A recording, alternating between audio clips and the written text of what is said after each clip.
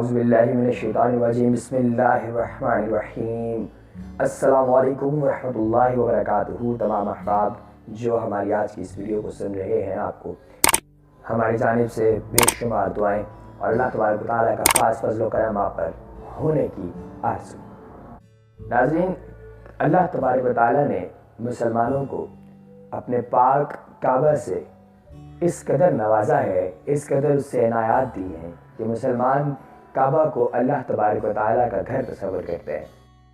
خانہ کعبہ یا بیت اللہ، یہ مسجد حرام کے وسط میں واقع ایک عمارت ہے جو مسلمانوں کا قبلہ ہے، جس کی طرف رخ کر کے وہ عبادت کیا کرتے ہیں۔ یہ دین اسلام کا مقدس ترین مقام ہے۔ صاحب حیثیت مسلمانوں پر زندگی میں ایک مرتبہ بیت اللہ کا حج کرنا فرض ہے۔ ناظرین، آپ کو اس عمارت کی تاریخ کے بارے میں بتاتے چلیں کہ حضرت ابراہیم علیہ السلام کا قائم کردہ بیت اللہ بغیر چھت کے ایک مستطیل نما عمارت تھی، جس کے دونوں طرف دروازے کھلے تھے جو سطح زمین کے برابر تھے، جن سے ہر خاص و عام کو گزرنے کی اجازت تھی۔ اس کی تعمیر میں 5 پہاڑوں کے پتھر استعمال ہوئے تھے، جبکہ اس کی بنیادوں میں آج بھی وہی پتھر ہیں جو حضرت ابراہیم علیہ السلام نے رکھے تھے۔ اللہ اکبر۔ خانہ خدا کا یہ انداز صدیوں تک رہا، تاوقتے کہ قریش نے 604 عیسوی میں اپنے مالی مفادات کے تحفظ کے لیے اس میں تبدیلی کر دی، کیونکہ زائرین جو نظر و نیاز اندر رکھتے تھے وہ چوری ہو جاتی تھی۔ اور امام مسلم رحمۃ اللہ علیہ نے عائشہ صدیقہ رضی اللہ تعالیٰ عنہ سے حدیث بیان فرمائی ہے کہ عائشہ رضی اللہ تعالیٰ عنہ بیان کرتی ہیں کہ میں نے رسول اللہ صلی اللہ علیہ وآلہ وسلم سے حتیم کے بارے میں سوال کیا کہ کیا یہ بیت اللہ کا ہی حصہ ہے؟ تو نبی کریم علیہ السلام نے جواب دیا، جی ہاں۔ عائشہ صدیقہ بیان کرتی ہیں کہ میں نے پوچھا کہ اسے پھر بیت اللہ میں داخل کیوں نہیں کیا گیا؟ تو نبی کریم علیہ السلام کا جواب تھا کہ تیری قوم کے پاس خرچہ کرنے کے لیے رقم کم پڑ گئی تھی۔ میں نے کہا کہ بیت اللہ کا دروازہ اونچا کیوں ہے؟ تو نبی کریم علیہ السلام نے جواب دیا، تیری قوم نے اسے اونچا اس لیے کیا تاکہ وہ جسے چاہیں بیت اللہ میں داخل کریں اور جسے چاہیں داخل نہ کریں۔ اور اگر تیری قوم نئی مسلمان نہ ہوتی اور ان کے دل اس بات کو تسلیم سے انکار نہ کرتے تو میں اسے حتیم کو بیت اللہ میں شامل کر دیتا اور دروازہ زمین کے برابر کر دیتا۔ قریش نے بیت اللہ کے شمال کی طرف 3 ہاتھ جگہ چھوڑ کر عمارت کو مقام نما یعنی کعبہ بنا دیا تھا۔ وجہ یہ بتائی جاتی ہے کہ روپے پیسے کی کمی تھی، کیونکہ حق و حلال کی کمائی سے بیت اللہ کی تعمیر کرنی تھی اور یہ کمائی غالباً ہر دور میں کم رہی ہے۔ مغربی دروازہ بند کر دیا گیا، جبکہ مشرقی دروازے کو زمین سے اتنا اونچا کر دیا گیا کہ صرف خاص ہی قریش کی اجازت سے اندر جا سکے۔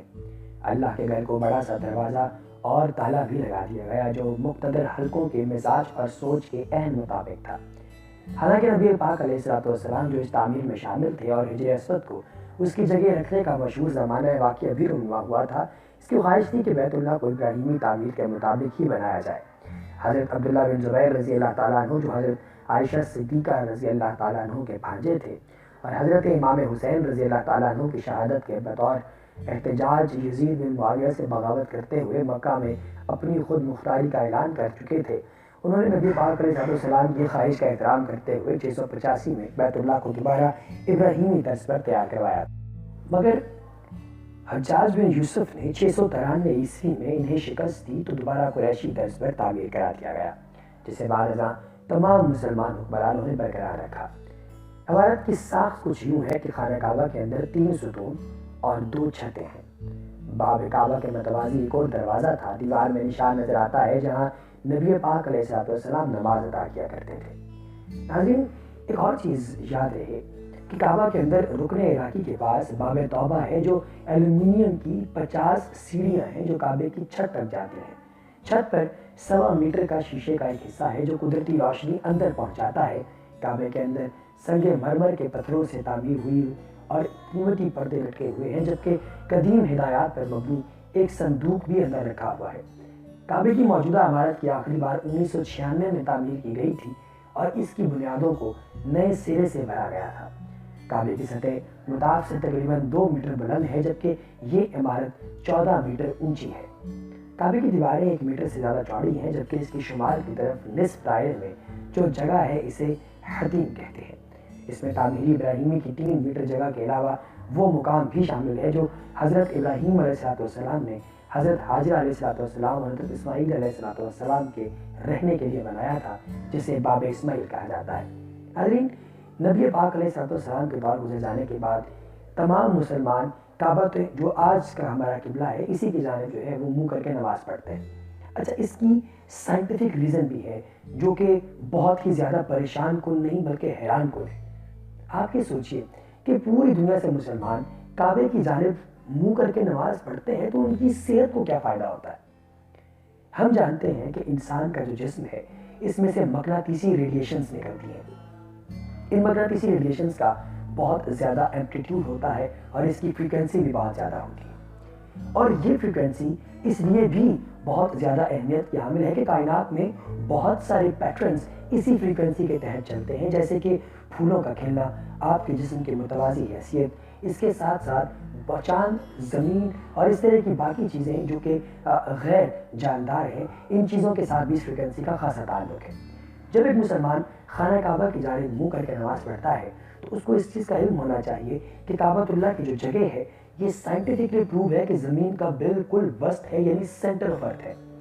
سینٹر آف ارتھ کی جانب تمام ریڈیشنز کا خاتمہ ہوتا ہے، ریڈیشنز اس پوائنٹ پر آ کے ختم ہوتی ہیں۔ حاضرین، جہاں سے ریڈیشن سٹارٹ ہوتی ہے وہ ایک خاص نقطے پر جا کر ختم ہوتی ہے، اور یہ وہ نقطہ ہے جہاں پر پوری کائنات کی ریڈیشنز آ کر مکمل ہو جاتی ہیں، ختم ہو جاتی ہیں۔ اب اس سے فائدہ کیا ہوتا ہے؟ اس سے فائدہ یہ ہوتا ہے کہ جتنی بھی ریڈیشنز ہیں، ان ریڈیشنز کی باڈی سے باہر نکلنے کی صورت میں آپ کا جسم اپنی میٹابولک ایکٹیویٹی، یعنی کہ اپنا جو نظام ہے، جو دل کی دھڑکن ہے یا دل کی جتنے بھی تمام پرابلمز ہیں یا کیمیکل ریئیکشنز ہیں، وہ سارے بہتر طریقے سے سر انجام ہونے شروع ہو جاتے ہیں۔ اس سے انسان کی صحت پر بہت اچھا اثر پڑتا ہے۔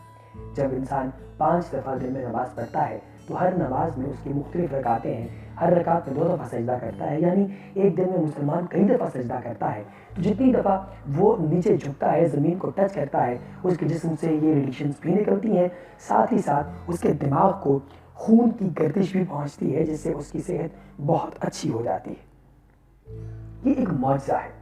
اسی طریقے سے ایک سوال کیا جاتا ہے جو کہ غالباً پچھلے دنوں ایک مشہور اسلامی اسکالر سے کیا گیا کہ جیسے کہ بتوں کو پوجتے ہیں ہندو، اور بت جو ہے وہ بھی پتھر کے بنے ہوئے ہیں، اسی طریقے سے کعبۃ اللہ بھی پتھر سے بنا ہوا ہے، تو کیا کعبۃ اللہ اور بت یہ دونوں ایک چیز نہیں؟ معاذ اللہ۔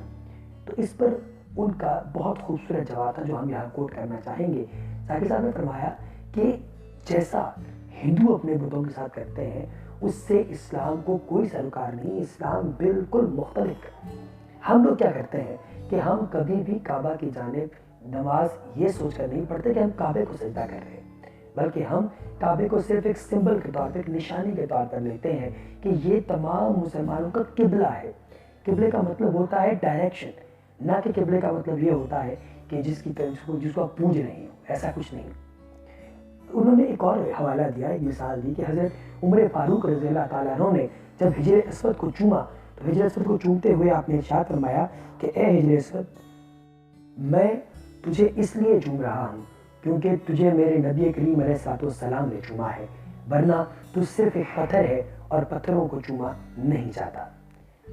اصل یہ بھی ایک حوالہ ہے جو کہ بتاتا ہے کہ خانہ کعبہ جو ہے وہ صرف ایک وہ مسلمانوں کے لیے صرف اور صرف ایک ڈائریکشن ہے، قبلہ ہے، اس سے بڑھ کر کچھ نہیں۔ کیونکہ مسلمانوں میں سے بہت سے صحابہ کرام نبی پاک علیہ السلام کے دور میں بھی اس کی چھت پر چڑھ کر اذان دیتے رہے۔ کعبہ کی موجودہ عمارت کو آخری بار 1996 میں تعمیر کیا گیا اور اس کی بنیادوں کو نئے سرے سے بھرا گیا تھا۔ کعبے کی سطح مطاف سے تقریباً بہت زیادہ نہیں، یہ 14 میٹر اونچی بنائی گئی ہے۔ کعبے کی دیواریں 1 میٹر سے زیادہ چوڑی ہیں، جبکہ اس کی شمال کی طرف نصف دائرے میں جو جگہ ہے اسے حتیم کہتے ہیں، اور اس میں تعمیر ابراہیمی کی 3 میٹر جگہ کے علاوہ وہ مقام بھی شامل ہے جو حضرت ابراہیم علیہ السلام نے حضرت حاجرہ کے لیے بنایا گیا تھا، جیسا کہ ہم پہلے بتا چکے ہیں۔ اب ہم بات کریں گے حتیم کی۔ حتیم جسے حجر اسماعیل بھی کہا جاتا ہے، یہ خانہ کعبہ کے شمال کی سمت ایک دیوار ہے جس کے باہر سے طواف کیا جاتا ہے۔ اس دیوار کے متعلق کہا جاتا ہے کہ وہ خانہ کعبہ میں شامل تھی، اور حتیم کی اونچائی 30 انچ 90 سینٹی میٹر ہے اور چوڑائی 1.5 میٹر یعنی 4.9 فٹ ہے۔